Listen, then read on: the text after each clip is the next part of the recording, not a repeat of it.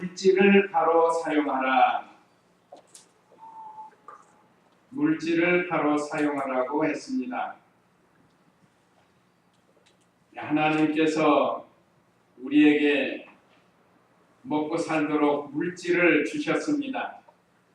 물질을 바로 사용하지 못하면 오늘 기록된 말씀대로 악한 자가 되고 하나님께 복을 받지 못한다는 그런 내용입니다. 그러나 물질을 잘 사용하면 하나님께서 더 큰 복을 주신다고 했습니다. 오늘 공과책 맨 마지막입니다. 잠언은 오늘로 마칩니다. 제 생각에는 이어서 계속 2학기도 했으면 좋겠는데 2학기 공과책은 신약 성경을 공부하게 됩니다. 오늘 잠언은 오늘로 마치고 이제 다음 주부터는 2학기 공부가 시작이 됩니다. 자, 오늘 오후 예배 말씀 요약 참조하시면 첫째, 사악한 자의 소득과 의인의 상 16절로 23절. 그 다음에 둘째, 물질을 믿음으로 사용할 것 24절로 28절. 셋째, 지혜로운 자와 미련한 자의 열매. 지혜로운 자와 미련한 자의 열매에 대해서 29절로 31절 기록되어 있습니다. 오늘 공과책 마지막 100페이지인데 그러면 16절 읽어보세요. 덕스러운 여인들은 존경을 받고 힘있는 남자들은 오직 재물을 얻는다. 인내한 사람은 자기의 생명을 이롭게 하고 잔인한 사람은 발을 자초한다. 덕스러운 여인과 힘있는 남자에 대해서 기록을 했습니다. 오늘 16절에 덕스러운 여인들은 존경을 받고 그랬습니다. 덕을 세우는 여인은 존경을 받는다. 이게 존경받는 건 외모로 되는 게 아니에요. 외모로 존경받는 거 아닙니다.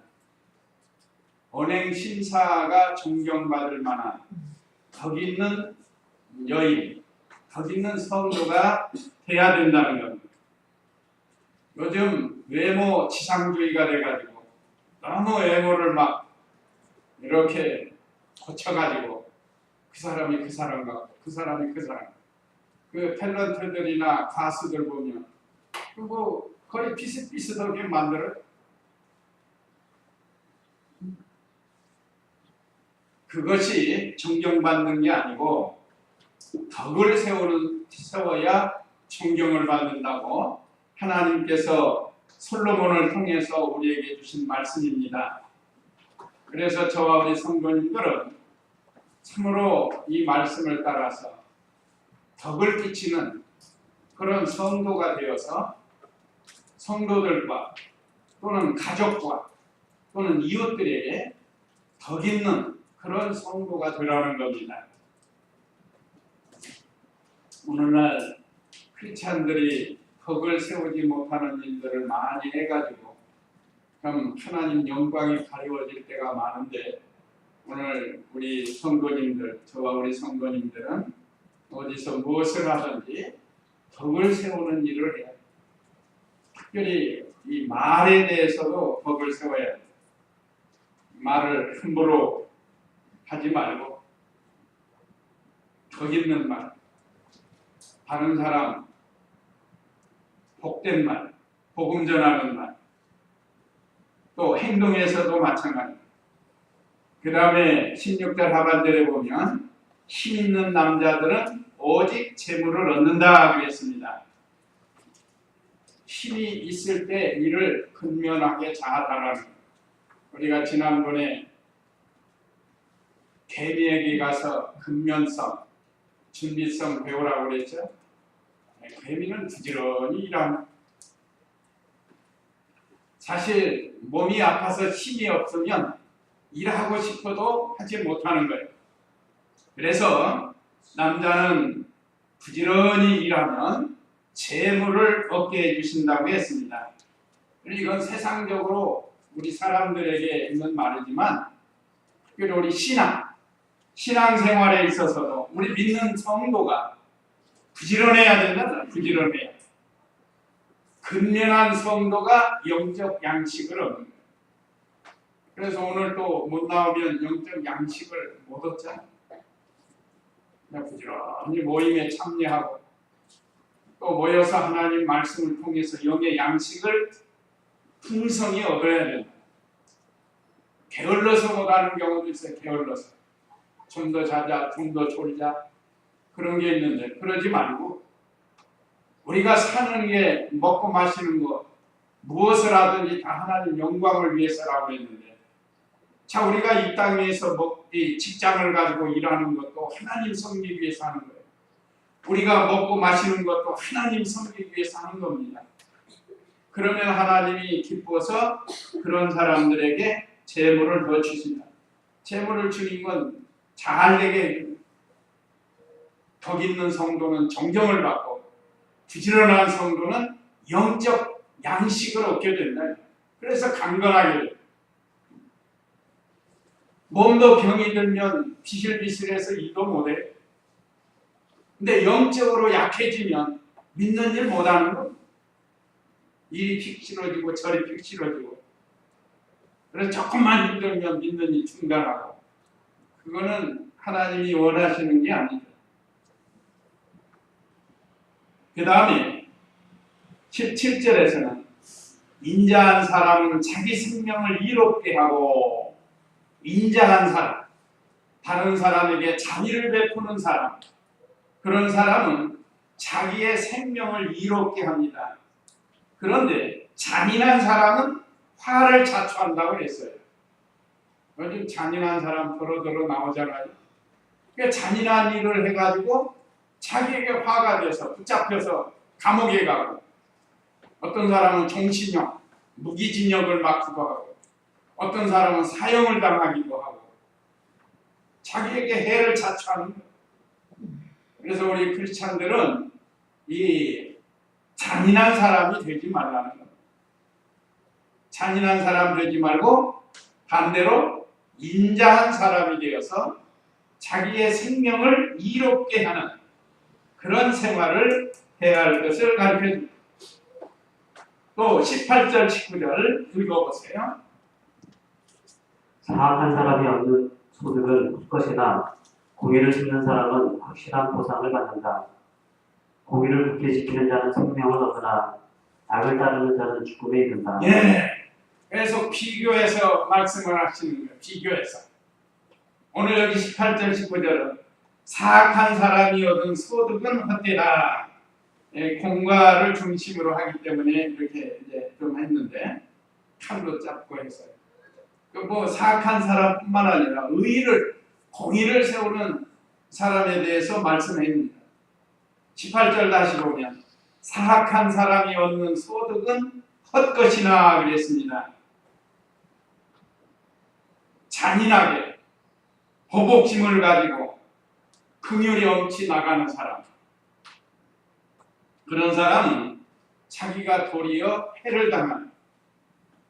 우리가 이걸 잘 생각해서 자 우리는 하나님의 사랑을 받아서 다른 사람을 사랑해주고 불쌍히 여겨주는 그런 믿음이 되어야 됩니다. 보복심을 가지면은 안 돼요. 여러 가지 명분을 붙여가지고 지나치게 보복하는 것 하나님이 기뻐하시지 않습니다.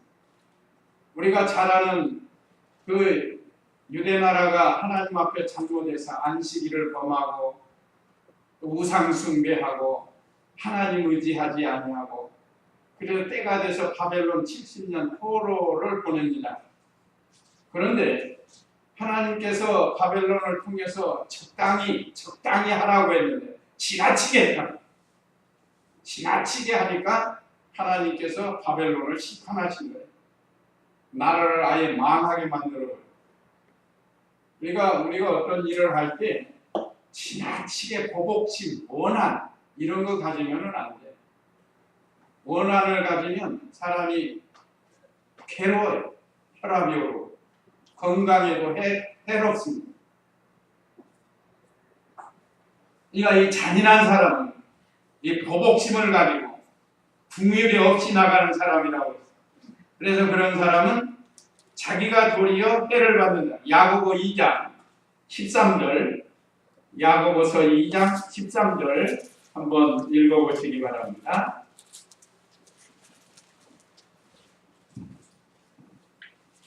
긍휼을 베풀지 않는 자에게는 긍휼 없는 심판이 있을 것이다. 긍휼은 심판을 이기고 기뻐한다. 네. 긍휼을 베풀지 않는 자에게는 긍휼 없는 심판이, 우리도 반드시 심판대 앞에 서게 된다. 근데 이 땅에 살면서 자기 눈 속에 들보는 보이지 않고 다른 사람의 눈 속에 티만 보고 자기에게 좀 뭐 서운하게 했다 잘못했다 해가지고 그걸 보복하려고 하는, 정치적으로도 마찬가지고 또 개인적으로도 그렇고 가정적으로도 그렇습니다. 보복하는 건 좋지 않아요. 그건 우리 성도가 해야 할 일이 아니에요.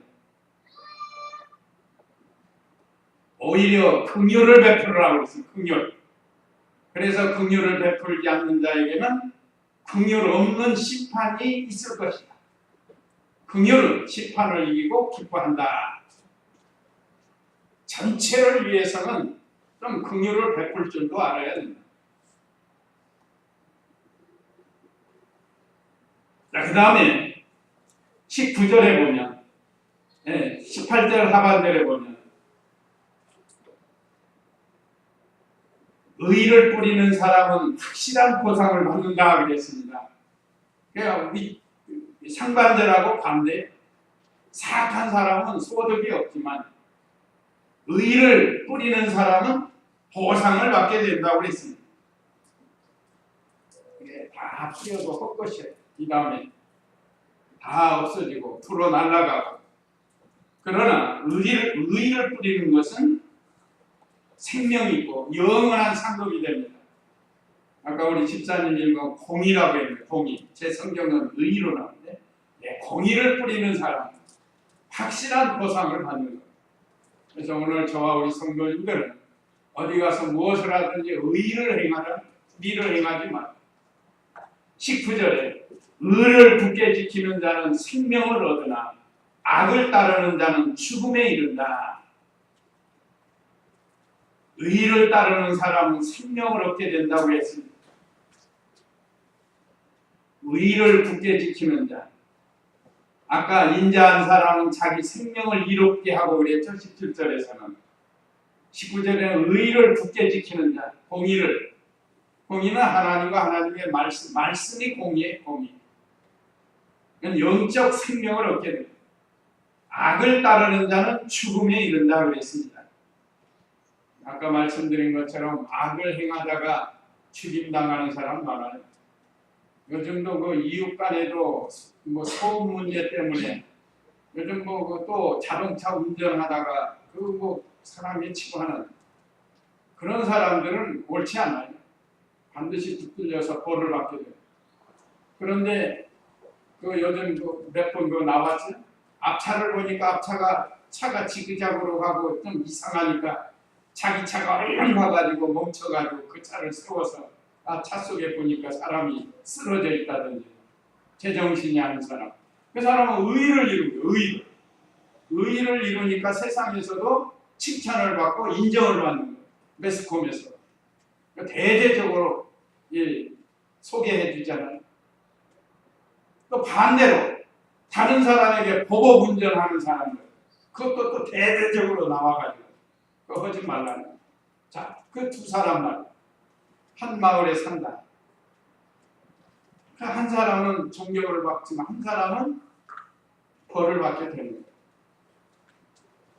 우리가 이 신앙생활에서도 그렇습니다.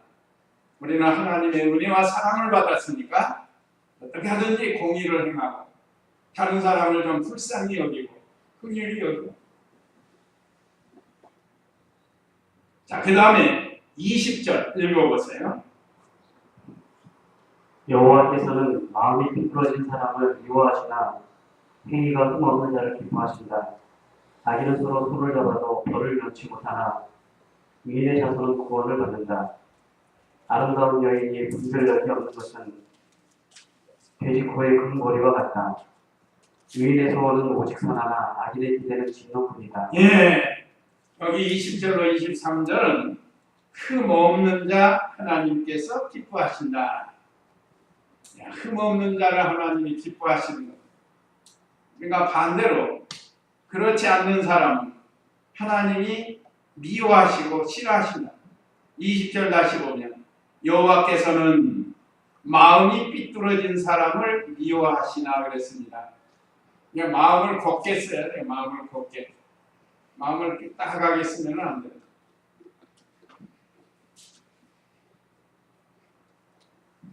삐뚤어진 사람, 정직하지 못하고 양심을 어기는 사람이라고 했습니다. 그러니까 우리가 무엇을 하든지 정직하게 살아야 되고 양심을 써서 살아야 된다고 했습니다. 구역에는 삐뚤어진 사람을 폐려라고 하는데 폐려라는 단어보다 삐뚤어진 게 훨씬 우리가 이해가 쉽잖아요. 아이들도 이해하기 쉽고 그냥 마음이 삐뚤어지지 않도록 하는 그건 폐려한 사람이라고. 이건 해석하면 정직하지 못하고 양심을 어기는 사람이라고 했습니다. 이러한 사람은 여호와께 미움을 받는다고 했습니다. 하나님이 다 보고 계시고 미워하시는 거예요. 죄를 짓는 건 하나님이 미워하십니다. 그 다음에 행위가 흠없는 사람은 하나님께서 기뻐하신다. 그래서 하나님 마음에 합한 사람이 누구라고 그랬죠? 다윗이에요. 다윗은 하나님 앞에 정직히 행하고 열왕기상 8장 44절인가요? 한번 14절인가요? 한번 제가 안 찾아봤는데 갑자기 떠올라서 열왕기상 8장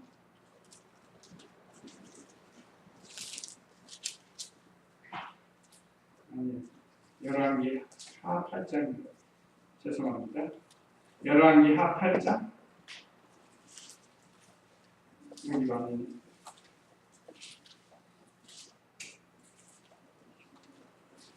갑자기 떠올라서 찾아보려고 그랬더니 그 여로보암 집을 찢어서 여로보암에게 주실 때 너는 다윗의 집과 같이 하지 않았다 해가지고 말씀하신 내용인데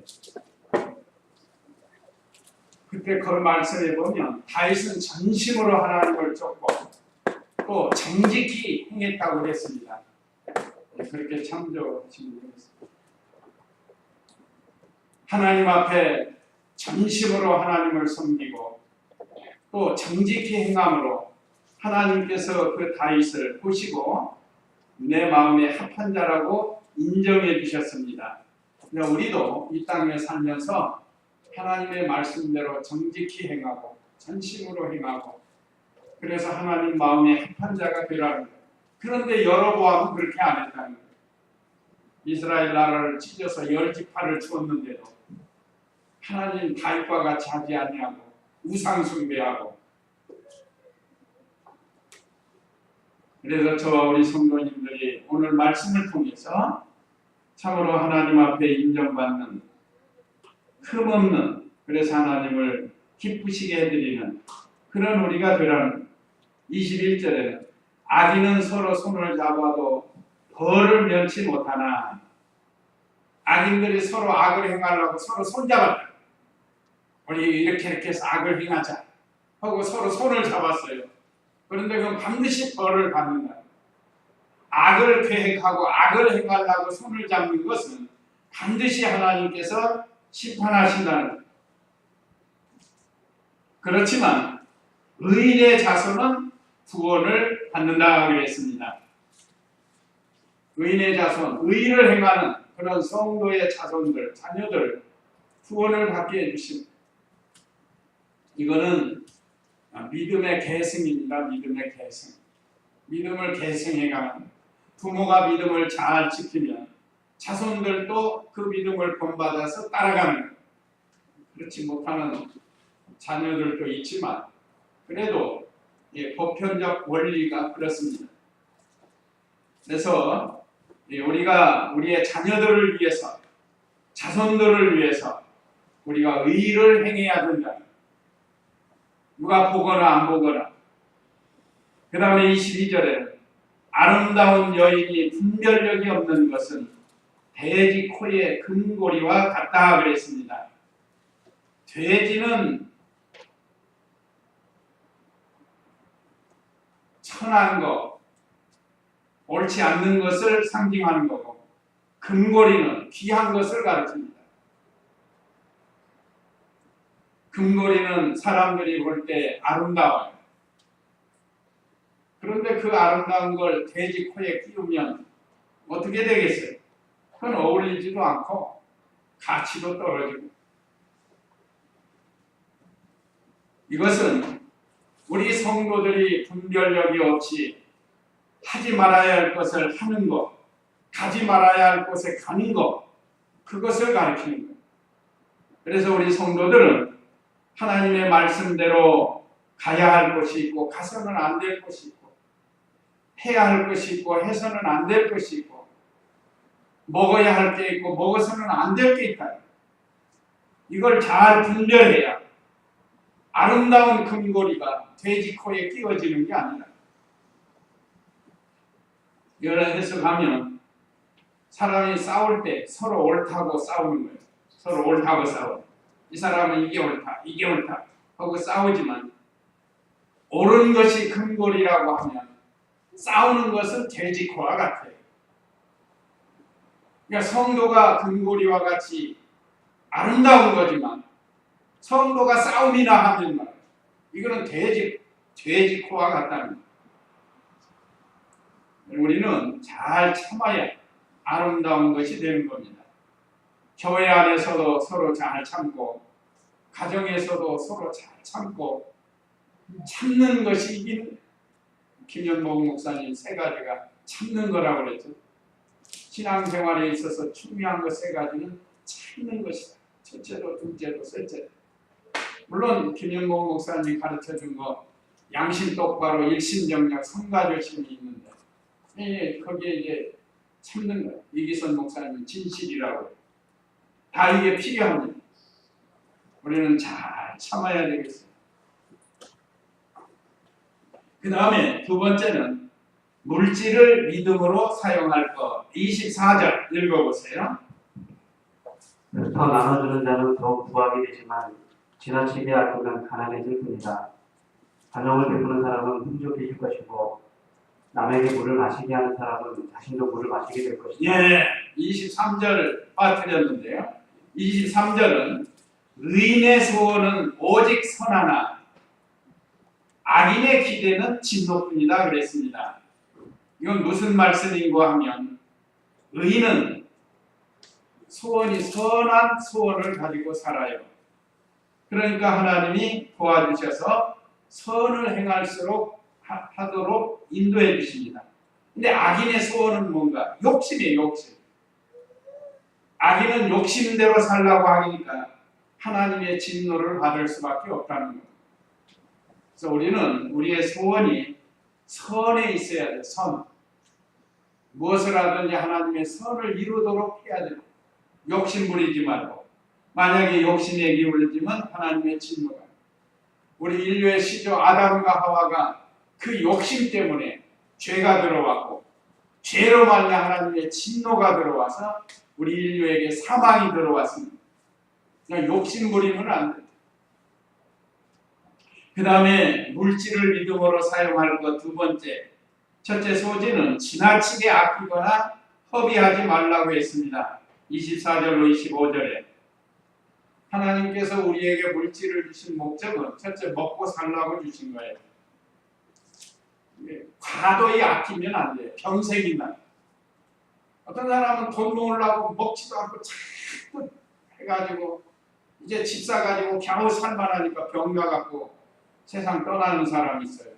그러면 사람들이 어떻게 하죠? 아이고, 살만하니까 이제 세상 떠났다 이런다. 이게 과도히 아끼면 안 돼요.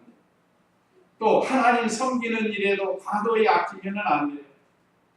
우리가 하나님 앞에 11조를 드리고 감사 연보 드리고 또 이렇게 작정된 연보들 있잖아요.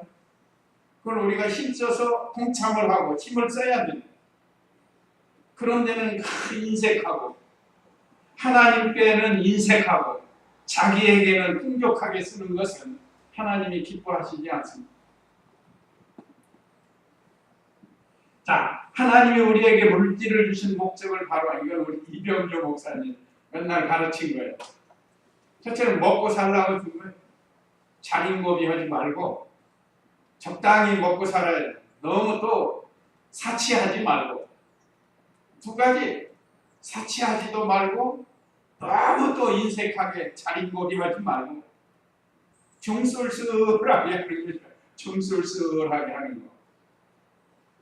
들어보신 분들은 이해하죠. 중술술하게 하는 거. 의복도 마찬가지. 자, 하나님이 우리에게 물질 주신 것은 첫째는 먹고 살라고 주셨고, 둘째는 믿는 일 하라고 주신 건데, 믿는 일에는 너무 인색하면 또 안 된다. 그래서 오늘 여기 24절에 흩어 나누어주는 자는 더욱 구하게 되지만 가난하고 어려운 사람들을 구제해도 하나님께서 복을 주시면 구하게 된다.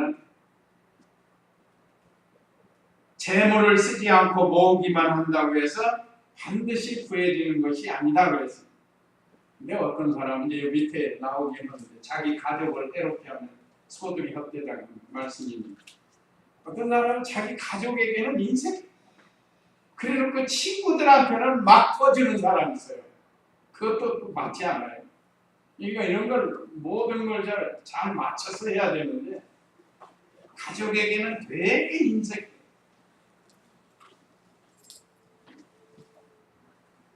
참 이 재물을 믿음으로 사용하라고 하신 이 말씀 우리가 잘 기억해서 하나님께서 넉넉히 주셨으면 이 말씀대로 가난한 사람들 구제하고 또 하나님 섬기는 일 잘 하라는 거예요. 하나님 섬기는 왜 그런가? 내게 있는 재산은 내 것이 아니라고 그랬어요.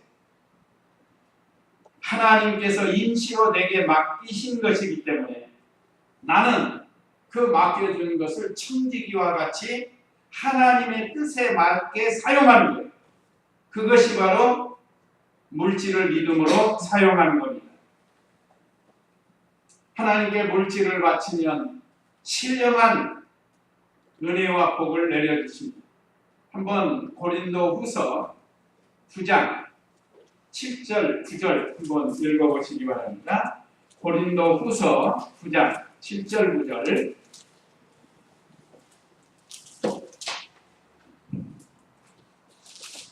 각자 그 마음에 정한 대로 하되 아까워하거나 억지로 되지 마라. 하나님께서는 기꺼이 내는 자를 사랑하신다. 9절.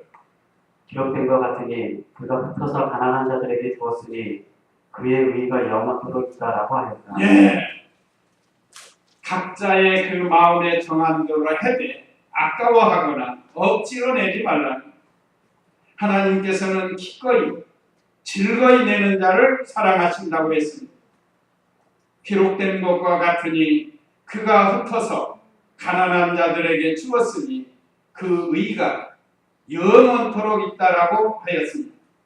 그래서 우리는 하나님께서 우리에게 맡겨주신 이 물질관에 대해서 너무 인색하고 억지로 하지 말고 즐거이 하라는 거예요. 즐거이.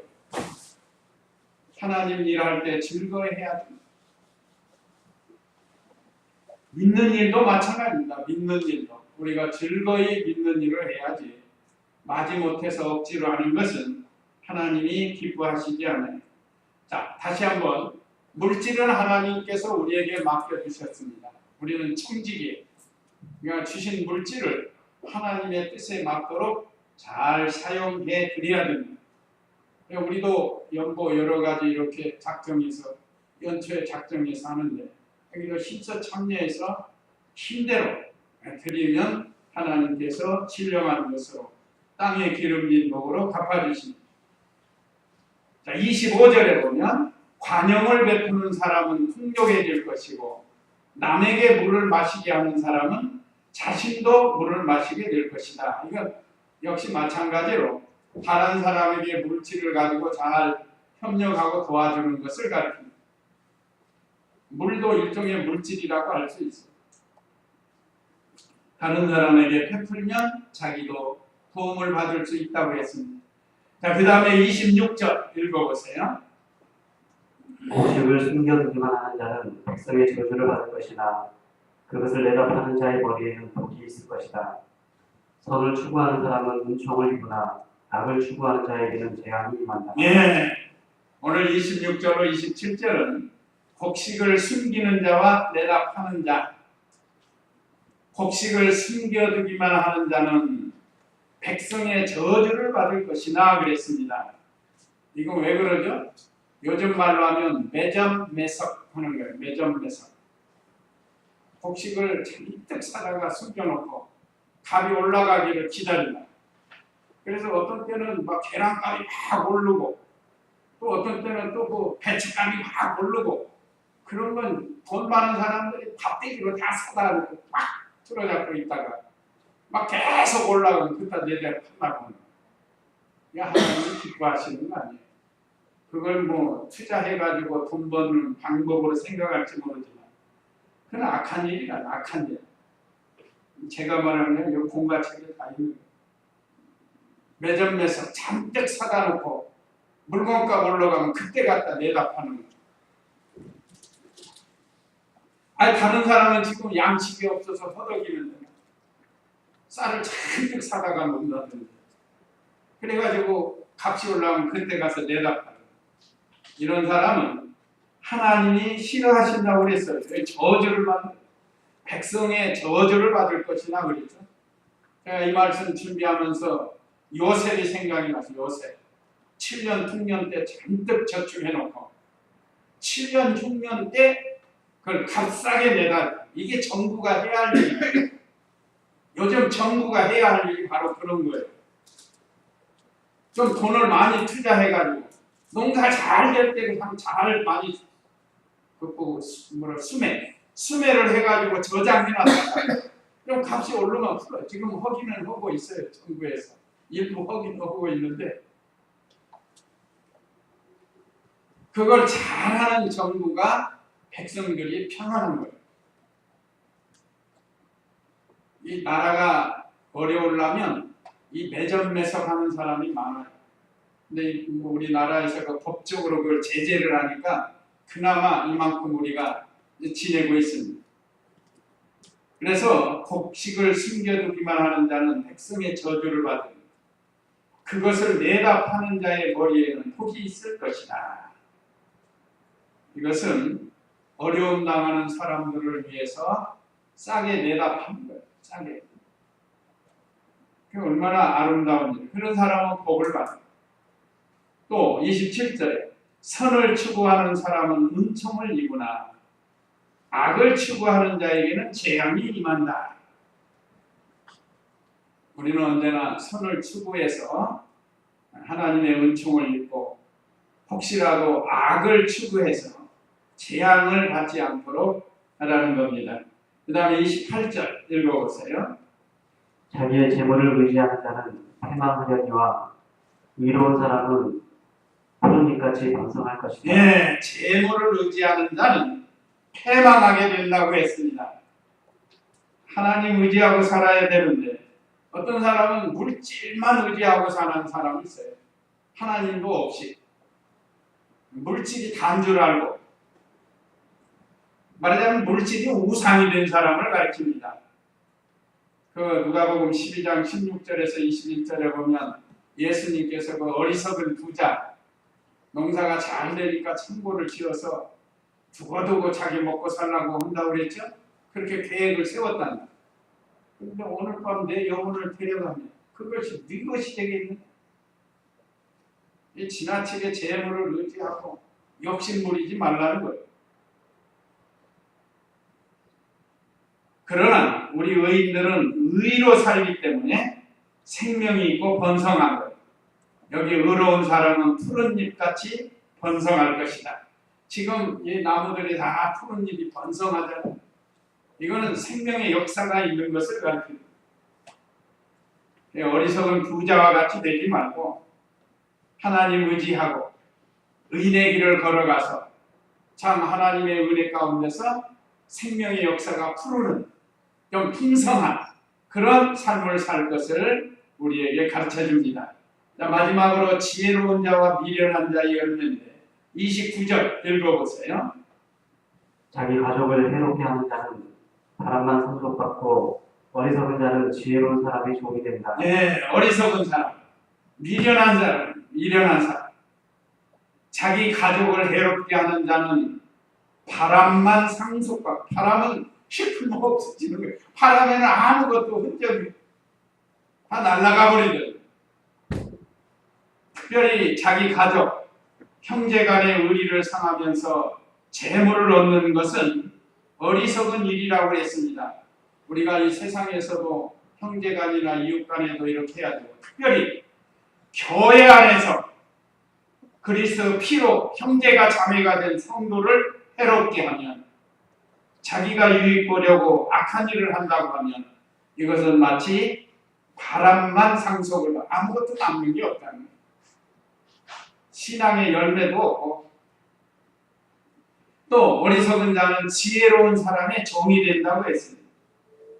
그래서 이렇게 행하는 교회나 교역자, 성도, 이거 되지 말라는 거예요. 우리는 특별히 그리스도 안에서 한 형제 자매가 됐습니다. 그래서 해롭게 하면은 가족뿐만 아니라 그 다음에 이 30절 읽어보세요. 의인의 열매는 생명나무이며 지혜로운 자는 사람을 얻는다. 보아라, 의로운 자가 이 땅에서 보복을 받는데 악한 자들과 죄인들은 얼마나 더하겠느냐. 예, 의인의 열매는 생명나무라고 했습니다. 의를 행함으로 생명이 점점 자라나요. 우리가 의를 행하면, 하나님 말씀 순종해 나가면 우리의 생명이, 영적 생명이 점점 자라납니다. 영적 생명이니까 보이지 않지만 자라나요. 그래서 그 열매를 보고 알 수 있습니다. 신앙생활을 어떻게 하는가 그 열매를 보면 알아요. 예수님 믿은 지 수년, 수십 년 됐는데도 자라난 게 없다는, 저는 하나님이 기뻐하시는 게 아니에요.